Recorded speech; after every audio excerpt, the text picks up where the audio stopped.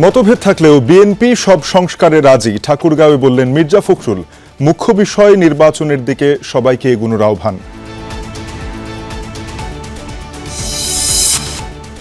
সংসদ নির্বাচন নিয়ে শঙ্কার কারণ নেই, আবারও জানালেন আইন উপদেষ্টা। বললেন, ফেব্রুয়ারির প্রথমার্ধে ভোট আয়োজনে বদ্ধপরিকর সরকার।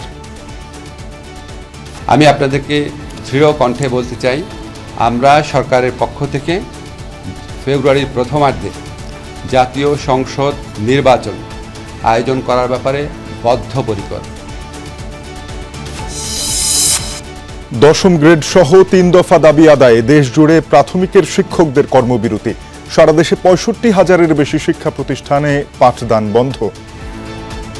আসে কিন্তু ম্যাম স্যার ক্লাস করাচ্ছেন না। ক্লাস করছি না, করব না যতক্ষণ না আমাদের দাবি আদায় না হয়। যতক্ষণ না পর্যন্ত আমাদের এই দাবি পূরণ না হচ্ছে ততক্ষণ পর্যন্ত আমরা এখানে অবস্থান করব।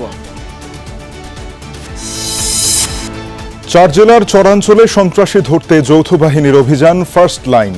এখন পর্যন্ত 21 জন গ্রেফতার, উদ্ধার দেশি বিদেশি অস্ত্র ও মাদক।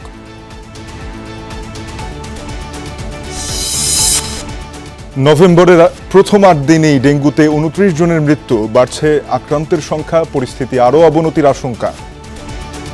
গ্রামগুলোতে ডেঙ্গু একটা ভয়াবহ জনস্বাস্থ্য সমস্যা হিসেবে পরিগণিত হতে যাচ্ছে, এটা কেউ ঠেকাতে পারবে না। মশা নিয়ন্ত্রণ চাইতে আমরা দেখাতে বেশি পছন্দ করি। বিজ্ঞান ভিত্তিকভাবে সমন্বিত উপায়ে নিয়ন্ত্রণ করতে হবে।